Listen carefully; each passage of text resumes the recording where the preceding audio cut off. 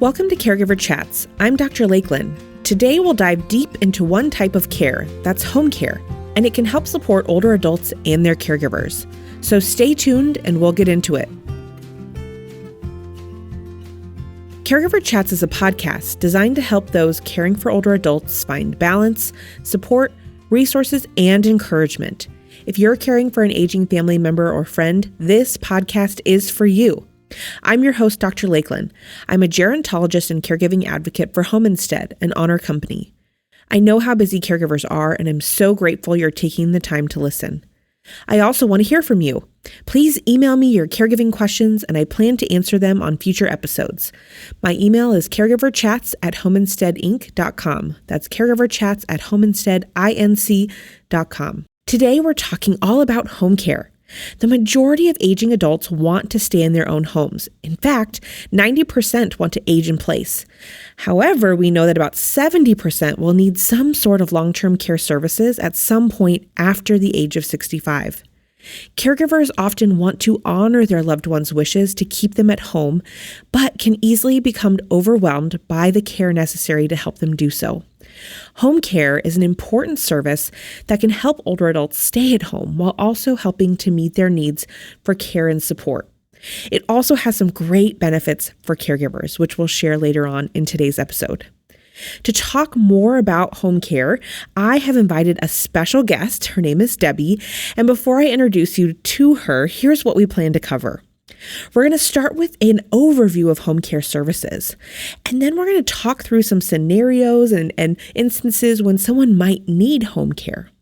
We'll discuss the benefits of home care for caregivers, and then we'll take a look behind the curtain of the process of starting home care, what it's like and how to go about doing so.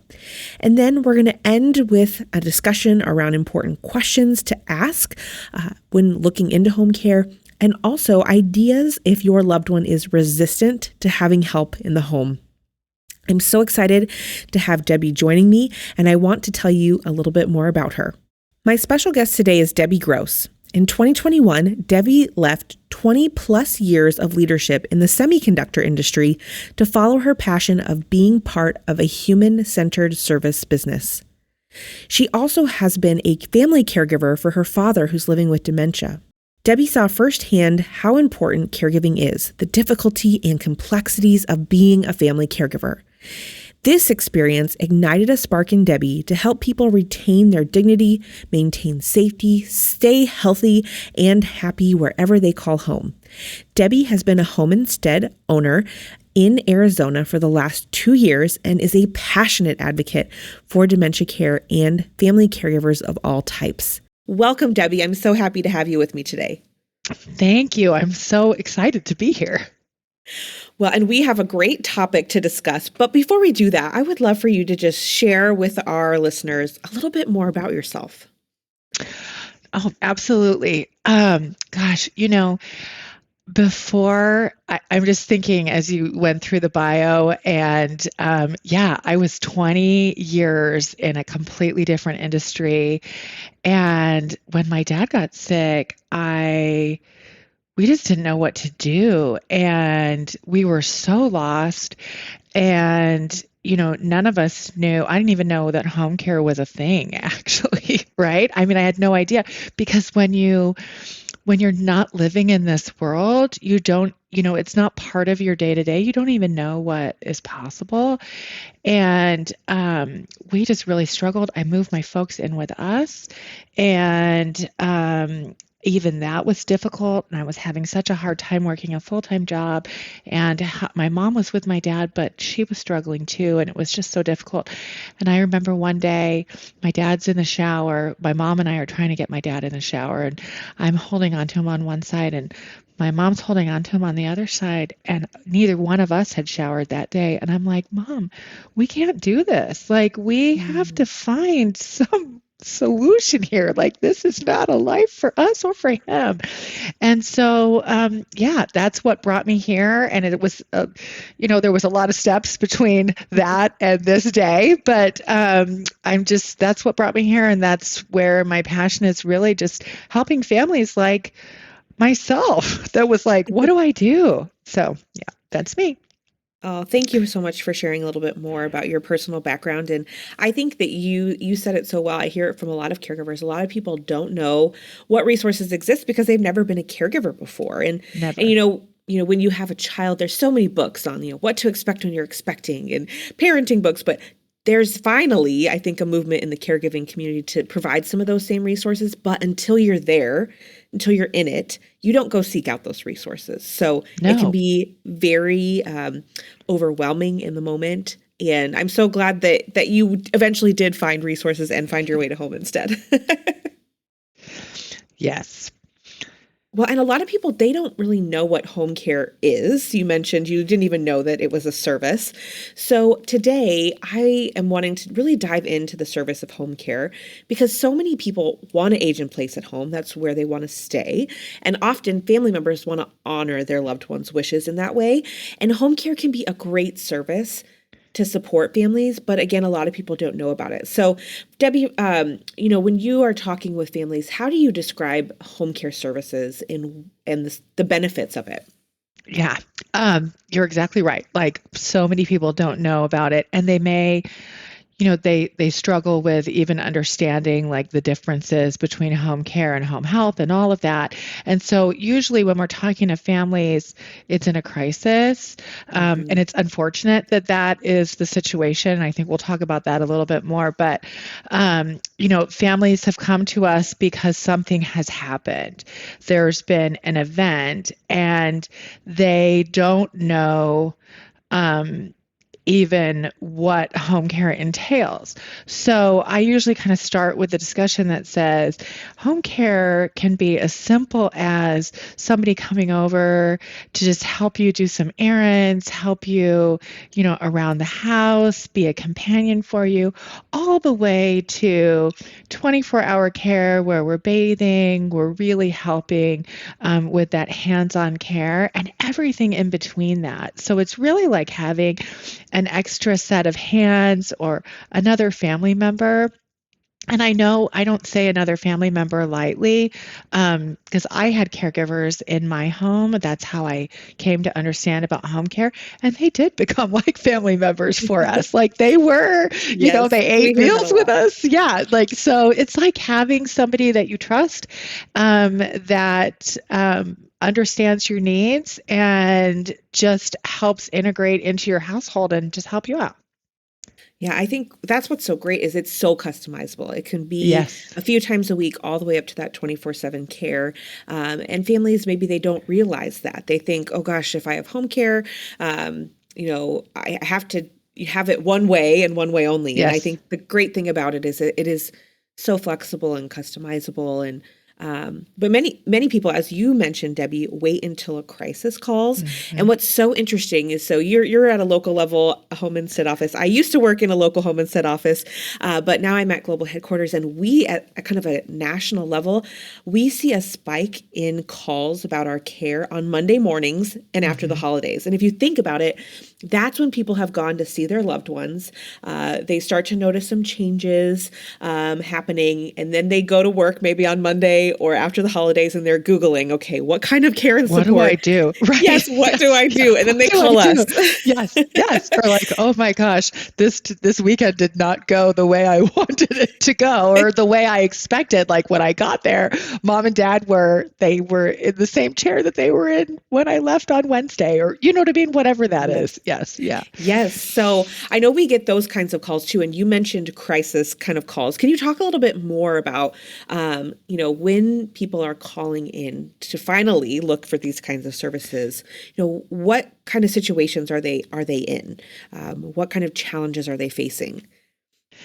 That's a great question. There's a whole variety. I would say that most of the time, people are discharging, let's say in a crisis, they're discharging from the hospital or they're discharging from a rehab, and they're thinking, I can like do the basic the basic like walking around, but I really can't imagine making myself a meal. I really can't imagine being able to get myself up out of bed at night and, and use the restroom by myself. I'm a little afraid. I'm a little unsteady. So we get those kind of calls where they're, coming out of the hospital or they're coming out of rehab and they're not feeling 100% confident that they're back to their pre whatever that state was, right? Pre-crisis self. Pre-crisis self. And so they need to have a little bit of extra support. And so, we get those kind of calls. We get calls that, mom or dad or somebody has, something has happened and the children or nieces, nephews, whoever that is in another state. And so they're like, I know that they're not okay right now. They've fallen 3 times. I'm on my way, but I can't get there until Wednesday. And I need somebody to be kind of eyes and ears in my home, or in their home during that time. So, we'll get those kind of calls too in a crisis. And we'll get calls that are just, people that are thinking, man, I want to be able to go out and go golfing, let's say. I live in Arizona, so there's a good amount of golfing. So, someone wants to go golfing and they're worried about leaving their partner at home, and they've realized that they've stopped golfing because they can't get out of the house. You know what I mean? And so we'll get those kind of calls too, like, hey, and that creeps up on you. You know what I mean? Like all of a sudden you're like, man, I have not left the house without worrying for quite a while, and I need some time for myself. And so we'll get those calls as well. There's a million reasons why people call. There are. I know. Yes. I know. So it kind of sounds like a couple different categories. We have, coming home from a hospital or rehab facility. And I remember, a lot of families would say, well, the nurse told me I need 24/7 care. Yes. Coming home from the hospital. And so then families start to panic. And Yes. in those cases, that can be, home care plus family care. It doesn't have to be home care 24/7, although it very well could be. Yes. And I think in those situations, what is great is, when they first come home, we can be there around the clock and then taper off services as they regain strength or kind of get back to that pre-crisis self, as we talked about. And so I think that is really important for families to understand too, is, once you set a schedule, it's not set in stone. It's not permanent. Yes. I think that is something that we come up with a lot. Like people are like, well, I'm just not ready to have a full-time caregiver. And you're like, we don't have to. Like, this doesn't have to be forever. You're not married to us. Like, and we have a lot of clients that, they're doing well. And so they taper off. And then let's say they're going to have a procedure. And so, they'll call us and say, oh, I'm going to have a procedure. I need to increase my care for a few days after that, or I need someone to take me to the procedure, all of that. And so it's very, very, it's not just like, I know you mentioned it, customizable. It's so customizable, but it's also like very flexible in terms of like, you can increase, you can cut back, you can, someone comes into town. And so you don't necessarily need as much care because someone's visiting you. That's fine. Like that's the beauty of it. Absolutely. Yes, we have that kind of returning home. We have crisis mode. There's been a fall or something's happened. I may be long distance, or maybe I'm a working caregiver and we need some extra help and support. And a lot of times we can start care pretty darn quickly once we get the ball rolling in those crisis situations. And then I love the one example that you mentioned of basically respite is what you mentioned. Time totally. Away from caregiving, realizing, wow, as a caregiver, I'm not taking time for myself. I've had to give up my hobbies like golf, or I haven't gone to my own healthcare appointments in forever. And so setting up home care, maybe on a regular basis or, as needed, to take that time for yourself as a caregiver and restore a little bit of that balance in your life. So there's just so many different rhyme. There's a lot of rhymes and reasons as to why people call us. Yes, many, many. And, I think that there's that guilt. I do see a lot of guilt associated with that respite time. And in fact, that came up in one of the support groups that I facilitate yesterday. One of the ladies in there said, I need to take some time for myself, but I need to figure out how to let go of the guilt. Mm, And with doing that, and so I think that sometimes people hesitate because they feel like, oh my gosh, I'm kind of being selfish. And my comment back to her was, you can't, and we say this a lot, you can't pour from an empty cup. so true. Your health as a caregiver is so important because that person is depending on you so much that you have to. It's not just like, oh, I just want to enjoy myself. You have to take that Mhm. break so that you can be there you can be what you need to be when you're caregiving. I mean, Absolutely. yeah.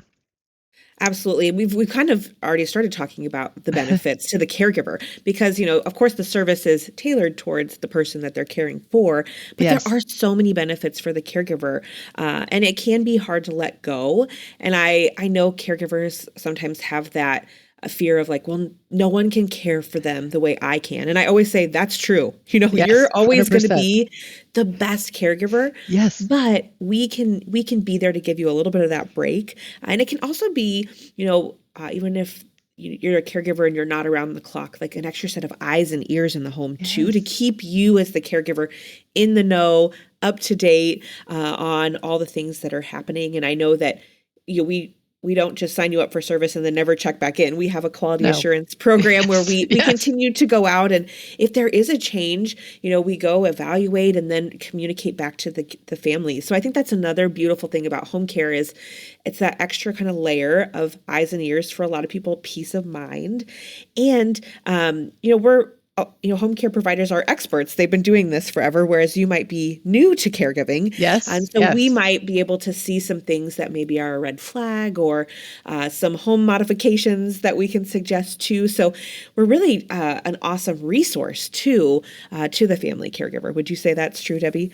Oh my gosh. Yes. I definitely think so. And, we'll have ideas. We work with so many community partners. That's one thing that I really love is that, when we work with so many community partners, so we know who are the trusted resources in the community. We know who, and if it comes to time when you're thinking about placement, or you're thinking about, or you're wanting to know about support groups, or you're wanting to know about where can I get equipment and things like that, like we have those resources and connections.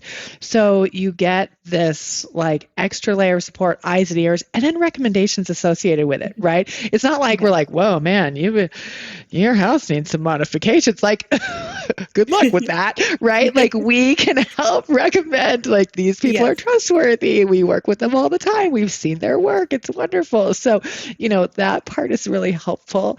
Um, the other thing that made me think about my own caregiving experience with my dad, you know, my dad had two primary caregivers, aside from us. And towards the end of his life, they were there 12 hours a day, 7 days a week with my dad. And he slept all night, so we didn't need overnight care. And that's one of those things too, like, okay, if you can customize it, right? And he had two very different caregivers. He had one young, young man, and he played the guitar with my dad. Oh, They would sit and watch sports together. They would sit out on the patio, and they would just sit there. My dad had that opportunity to just sit quietly with somebody in the yard, and they would just sit there, and I'd look outside and they were happy. And then the other caregiver was a mom, and she'd been caring for her son with a disability for very long. So she was very, very proficient. She was great at getting my dad up and around and active and doing different things. And so what I saw, the beauty of this was we brought one thing to my dad, and they each brought their own unique strengths. And that really enhanced my dad's whole quality of life, right? Because as a singular caregiver, you're just bringing what you're bringing. And what we saw was really this beautiful mix of variety that gave us the respite time and gave my dad different activities to do with different people. And that was it just enhanced his life and ours.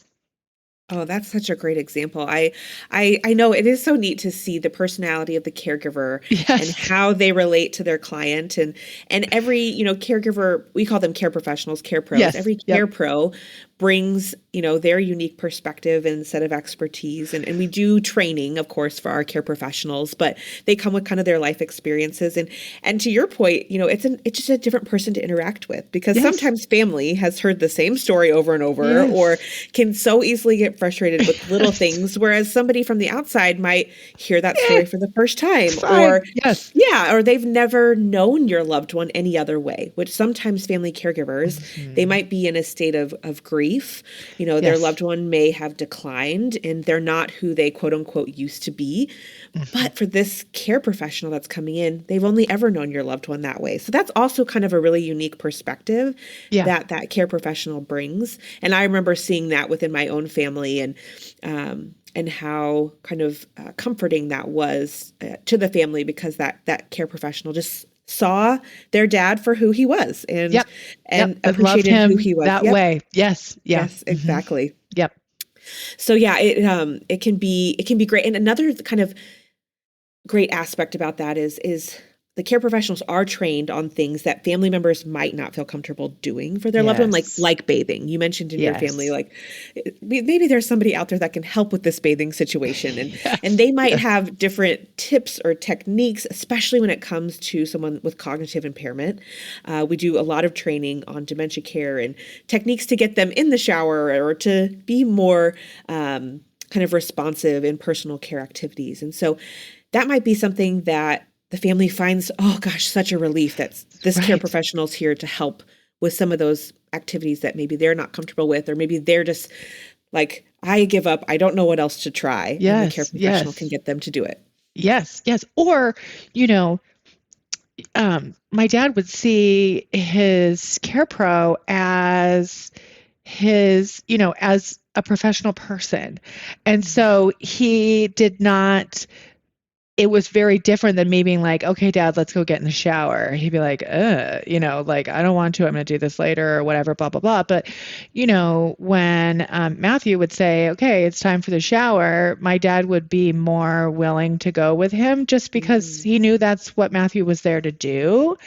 And so that part made it, my dad was more compliant, you know what I mean? Because he was more compliant in that situation. And so it was, and we think about it being easier for the family caregiver. Like, yes, it was easier for us, but I think it was easier for my dad too, because, it was a sort of a specific time and a known entity, and he wasn't frustrated about it and he wasn't struggling. It was just time to take a shower, and that's what they did. And whereas if it was me or my mom, he'd be more probably like nitpicky, and we'd be nitpicky, and like families are, right? Yes, totally. All the family dynamics come into play. Yes, they come all out. Yes, we talked about that in a recent episode of the podcast. So, yes, if you want more info on family dynamics, go back and check out that episode. But love it. Yes, there's so many fun or important things to consider. And I kind of would love to transition our conversation a little bit, Debbie, to, how families can go about finding this type of care, because if you Google it, it's overwhelming. There's so many options out there. Totally. And would love to talk through kind of what the process is like. But before we do that, we're going to pause for a quick word from our sponsor. This podcast is brought to you by Home Instead, an honor company. If you find yourself needing extra support as a family caregiver or time away from your caregiving responsibilities, Home Instead can help. Our home care services are delivered by compassionate care professionals and range from personal care, meal preparation, and medication management to Alzheimer's care and hospice support. Visit homeinstead.com to learn more and to find a location near you. Okay, Debbie, so let's talk about the process of looking into home care and getting started because it can be intimidating at first, especially if you do a Google search, you're going to see all sorts of results. There's all these registries, agencies, Yes. there are these companies that will help you find care. It can be very, very overwhelming. And also, the idea of inviting a stranger into your Ugh, home can so be hard.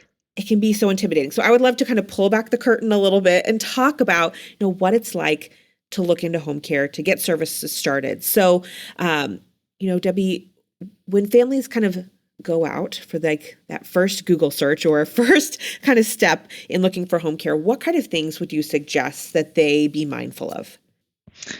That is such a great question. Okay, so when a family's doing a Google search and they may have gotten some recommendations from the hospital or their doctor's office, and oftentimes they'll get a whole list, right?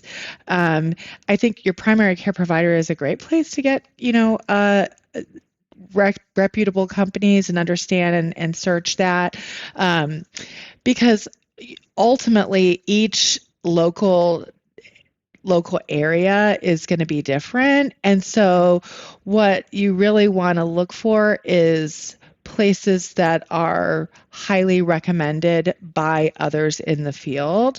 I think that's really important. Obviously, when you're doing a Google search, like you said, Lakelyn, there's so many and you don't even know. And then you click on something, and the next thing you know, you're filling in information, and 15 people are calling you, and you don't even know who they are or what's going on, right? So, I think that it's important to do your due diligence on getting recommendations from local partners, or even, referencing back to one of your original podcasts, it's the 10 top 10 things every caregiver should know. That gives great tips of really reputable sources like your area agency on aging that can help steer you in a direction of companies that are vetted and trusted. Mm. There are different requirements in every state. And one of the things, in Arizona, the requirements for starting a home care company are almost nothing. Like there's very little regulation. And so in that case, it's important to find a company that's reputable, that has their own set of standards, rather than just somebody who's just started it without a lot of experience. That's a great point, Debbie. And I think too, what can be confusing for families is, there are agencies like we're an agency, Home Instead. Yes. We're an Yes. organization. We employ our own care professionals. But then there are like registries, or people can hire someone independently too. And so that opens up even more options and more things for families to consider. And I think there's some pros and cons to, all of those options. Yep. And we have a free downloadable home care guide that we'll link to in the show notes. It's super helpful in explaining the differences between, okay, do I go with an agency, or should I hire my sister's cousin's niece that's a nurse to come in? Yes. Yes. And what are some things for me to consider? Because, on one hand, the agency takes care of all of the employment, the payroll, the taxes. You just pay the home care company. But with an individual, you're in charge of their schedule, and you have to do their payroll and their taxes and all of that stuff. So it's there's a lot to consider there. But if you're looking for a home care agency, I think it's so important, as you said, to find someone reputable, and to also interview multiple home care companies. Of course, at Home Instead, we would love for you to do a zip code search on our site to find Like, a local a local Home Instead. But I always have told families, research a couple that are reputable, interview them, because that gives you a really good feel of, how they communicate, how they operate. You get the chance to ask them questions and then make the best decision for you and your family. So I think that kind of initial meeting is so important. And Debbie, can you kind of explain what that initial meeting looks like? We call them care consults. Yep. Other companies might call them something different. But what is a care consult like when you walk into a home for the first time and sit down with a family? Oh gosh, that's everybody in my office care consults are their favorite. Like it's our favorite thing It to was mine do. too. Oh, so wonderful. So, when we walk into a home, we're first and foremost there to listen and to understand what are the challenges in that particular home. So we're going to come in, we're going to sit where you're comfortable, and we're just going to open our ears and kind of ask you some leading questions like, what's going on? And usually all you have to say is, what's going on? And then blah, blah, blah, people start talking, right? And what we're getting through that conversation is, an idea of what type of care would be needed, what level of care would be needed. But we're getting that just from listening to you and listening to your pain points. We may guide you in understanding, okay, what time of day are you experiencing these challenges? Is it harder in the morning? We want to understand what does your day look like, right? Like we just want to know all about you. We also want to know what's your life? Like what's important to you? What do you love? What do you cherish? Because that's a huge and important part of creating our care plan is understanding what matters to you so that our care pros, when they come into the home, they know that. And also so that we can make an outstanding match. Um, so I would say our biggest thing is you're going to experience somebody who just wants to know about what's going on. And with that, we know, we're picking out different parts of that and we're creating a care plan that is really customized to you based on what you're saying. That is, I think, really helpful insights to know that really we're there to listen. And Yeah. sometimes it can be challenging because sometimes those family dynamics get involved where maybe Yes. the older adult presents the situation one way and the adult Yes. child's like, It's like sitting let there me like, tell oh you how it no. actually is. Yes, yes. Let me go outside with you.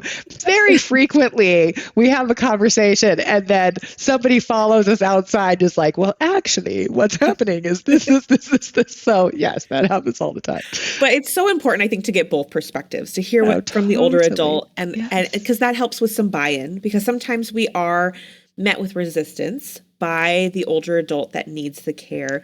The adult child is like, oh, we need this desperately. This would be so helpful. And then the older adult is like, I don't want a stranger in my home, or I don't think I need Yes. this. And so it can be so helpful to you hear the older adult out, understand what they think their needs are, but then, also give other family members a chance to chime in as well. Yep, absolutely. We very frequently have people on the phone as well in those. So let's say, adult child or niece, nephew, whoever that is, sister wants to call in to the consult. We very frequently have that. So we've got people on the phone also. So anybody who needs to be part of that conversation is, and I think, yeah, it's very important to get all those perspectives. And Yes. then we know how to best arm the care pro with the right activities, the right strategies, right? The very worst thing we can do is have somebody walk in that's like, well, I don't know anything about you. Yes. Worst That's case scenario. terrible. Yes. Yeah. Yeah. We want to set our care pros up for success. And that's Absolutely. the Yes. main reason we're gathering all of that Yes. information. Yes. Yeah. But Yeah. I think another important part of those meetings is families get to ask questions. And so, Yes. Debbie, what are some of the most commonly asked questions that you get from families in those initial meetings? Absolutely. A lot of people want to know, I don't think I have enough for a person to do. Mm. So they're worried about that. Like, what are they going to do? Are they just going to be sitting there? Like, what does that look like? So I get a lot of questions. It says, like, how can we fill this time? I'll tell you, it's very easy. It's very easy to fill the time, actually, because once you start to have that conversation, then we can bring back examples like, well, you said this and this and this, these type of things. We get a lot of questions about, kind of the construct of how this works. Like, is it a contract? Do I have to use your care indefinitely? So we get a lot of questions. No, it's not a contract. It's a service agreement. We are flexible on the hours. So we talk a lot about hours, what happens. We get a lot of questions about our care pros, how they're trained, how we match care pros to individuals. Um, we'll get questions about driving, right? Mm. Whose car can we you drive? What extra does that cost more? All kinds of things like that. Um, we get questions. Really, mostly it's about like how people want to know, how can you help give me peace of mind, right? Mm. Like and that looks different to everybody, but ultimately those questions are about how do I feel safe? I'm worried all the time, and I want to know how this is going to help alleviate that worry. Yeah. Oh, all good questions. And there's probably so many more that we didn't even tackle. And Yes, what I love millions. is the guide that I reference has a great set of questions in there that families can ask for the care consult. But I think you covered, a lot of what's probably on caregivers' minds is, how does this work? How is it going to give me peace of mind? I like that you addressed the question, how am I going to fill the time? Because that was always a question because, Yes. some companies have minimums, maybe it's 3 or 4 hours, maybe even more. And they see that and they think, oh gosh, what can Oh, that care professional do? I don't want to have to entertain them. yes. Or I don't want them to just sit there and stare at my loved Yes. one. And so, Yes. but to your point, there's so many things that the care professionals can do. And I think once they get there and they establish some trust and rapport with the person that they're caring for, it just they start to find more things to support them in. And those 4 hours, 6 hours, they tend to go by pretty darn They go quick. by quickly. Yeah. Yeah. People always also underestimate how long it takes to do things. They're like, well, Yes. it takes me 5 minutes to shower. It takes me 10 minutes to make my breakfast. You're like, well, not really. Actually, when you think about it, like people tend Yes. to think that things happen more quickly than they do. Right. And so, yeah, Right. that always makes me Well, laugh. and a care professional too can spend more time on some of those activities, whereas a family Yes. member may feel the need to rush through them because maybe they need to get to work, or, Yes. they might feel like, well, I don't really have the patience or to let you dress yourself, so I'm just going to do it Yes. for you. Whereas the Yes. care professional can take that time and help reinforce the independence of the person they're caring for to give them the extra time they need to do as much as they can on their own Absolutely. without having to feel rushed. So I think that Yeah. that's another kind of beautiful part of the service as well. Yeah. So we've kind of talked a little bit about, what families can do if a loved one's resistant to our type of care, because I think that's one of the greatest challenges and that family members kind of face when wanting to start this type of care. Are there any other challenges that you see families kind of go through when looking into home care, or maybe we can even expand more on if they're refusing, some kind of creative ideas that you have used over the years to maybe get the older adult to be a little more receptive? Absolutely. Oh man, this comes up a lot. Like the older adults, like I don't need any help. That's where a great match comes in, because you want that to be a relationship, not necessarily transactional. Mhm. And so I think it's really important. And sometimes I think that goes to frequency as well. A lot of families like to start slow, and that's great. Maybe once or twice a week. But establishing some consistency with a consistent person, three Yeah. times a week, that um, may seem like a lot, but actually it helps to develop and cement that relationship, right? And Mhm. that's what's really important, because this is not a transactional activity. This is not just I'm coming in to just complete these tasks. Um, Certainly, we are coming in to complete tasks, but there's a relationship aspect to that that's really important. Um, I can use some examples of some clients. I have one client who really, the husband said, I don't want the care pro to wear a branded shirt or scrubs or anything like that. They need to come like dressed like a friend. Mm, And, because what we really want to establish here is kind of a friendship connection. So we make sure that the care pro doesn't come in scrubs in that case, mm, right? You may have another family member who's like, no, I need you to be in scrubs so that they will listen to you and take some authority from you. So I think it's very nuanced. A lot of times we may start, the family member will say, I am getting this help for me. They're coming in to help me, mm. not the person necessarily who needs the care. Like I'm bringing Debbie in and she's here to help me out a little bit. She's going to help me, around the house and things like that. And so it's not necessarily directed towards the person who's actually receiving the care, Yeah. right?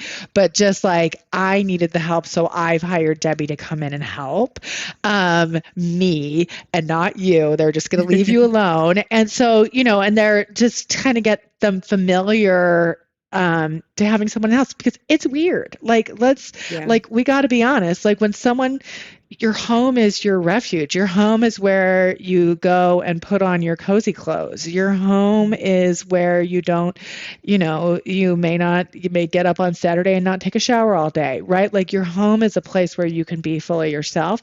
And now we're asking them to accept having some stranger come in. And Yeah. so that does take some time to get adjusted to.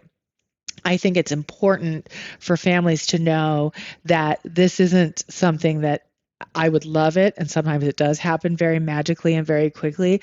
But sometimes you got to ease into this and you've got to kind of stick with it and Mhm. allow that relationship to develop.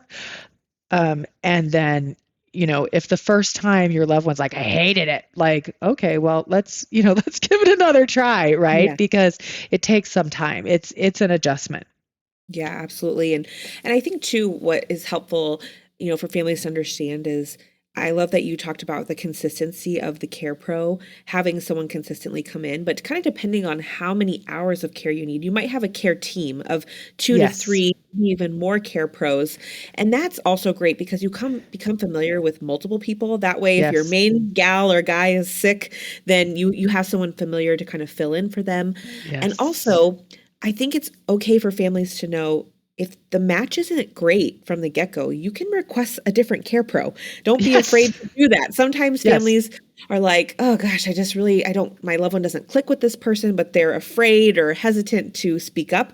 No, speak up. Tell them how it's really going because, Yes. the home care provider is going to want you to have a good experience and Yes. can likely make another match. And just like, I mean, there are people that we meet each and every day in our lives, and we don't always click with every single one of them. And Yes. so that's the same. It's totally fine.